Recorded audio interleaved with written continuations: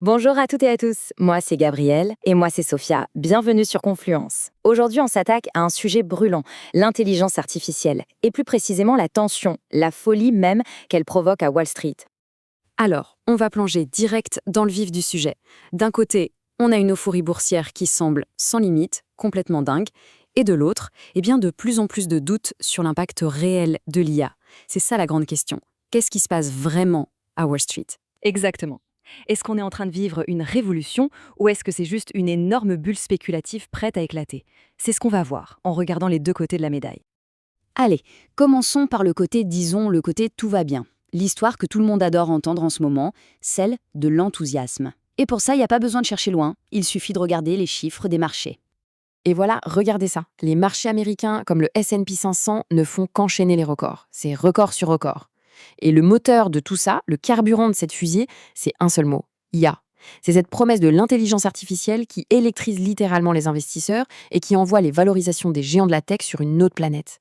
Et quand on parle de cette euphorie, il y a une entreprise qui est vraiment le symbole de toute cette histoire, non Gabriel? Ah mais complètement Sophia, c'est impossible de parler de la folie IA sans parler d'eux. Il s'agit bien sûr de Nvidia. Regardez-moi cette courbe, c'est juste hallucinant. L'ascension de l'action Nvidia, c'est le symbole parfait de cette frénésie. L'entreprise est devenue une sorte de baromètre. Sa santé, c'est la santé de tout le secteur de l'IA. Chaque résultat est disséqué, attendu. C'est simple, si Nvidia est en pleine forme, tout le monde dans la tech se sent pousser des ailes. Et c'est là que ça devient intéressant, parce qu'on ne parle pas juste de promesses en l'air. Les résultats financiers, eux, ils sont bien réels.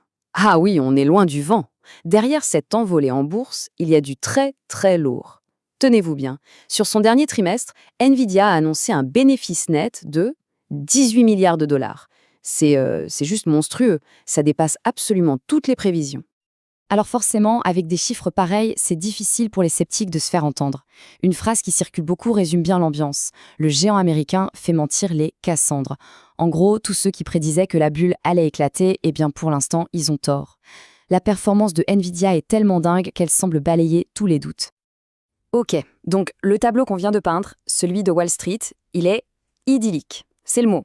Mais est-ce que c'est vraiment toute l'histoire? Est-ce que cette richesse incroyable, elle ruisselle vraiment dans le reste de l'économie? C'est là que ça devient plus compliqué. C'est exactement là qu'on change complètement de perspective. On passe de l'autre côté du miroir avec un discours beaucoup plus critique. Et il y a une citation assez provocatrice qui résume tout ça à la perfection. C'est « pile, il gagne, façon père ». L'idée derrière, c'est que le jeu est peut-être pipé, qu'il y a quelques grands gagnants qui raflent toute la mise et que pour le reste du monde, eh bien, c'est une autre histoire. Et concrètement, quels sont les arguments de ceux qui doutent? Le problème principal, c'est cette déconnexion totale entre ce qui se passe en bourse et l'économie du quotidien. Les critiques mettent plusieurs choses en avant. D'abord, les fameux gains de productivité promis par l'IA, on les voit pas vraiment, pas à grande échelle en tout cas. En même temps, les salaires, eux, y stagnent. Et puis il y a cette peur, bien réelle, que l'IA détruise des emplois. Au final, on a l'impression que tous les profits se concentrent chez une poignée de géants sans que ça ne profite au reste. Et ce point sur les gains de productivité, c'est vraiment le nerf de la guerre. C'est la promesse de base de toute grande révolution technologique. On va tous devenir plus efficaces, donc collectivement plus riches. Le problème, c'est que quand on regarde les chiffres de la productivité pour l'ensemble de l'économie, ça ne décolle pas.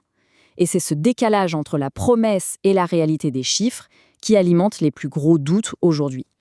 Donc si on résume, on se retrouve avec deux histoires complètement différentes qui coexistent. D'un côté, on a les marchés financiers qui sont en pleine fête, comme si la révolution était déjà là, acquise. Et de l'autre, on a l'économie réelle qui, elle, a l'air de dire on attend toujours de voir. Et cette diapositive l'illustre parfaitement. D'un côté, on a l'euphorie des marchés, des valorisations records, des profits absolument colossaux pour les géants de la tech, un optimisme à toute épreuve. Et de l'autre, la réalité économique, une productivité qui patine, des salaires qui peinent à suivre et de vraies angoisses sur l'avenir de l'emploi. Deux mondes, vraiment.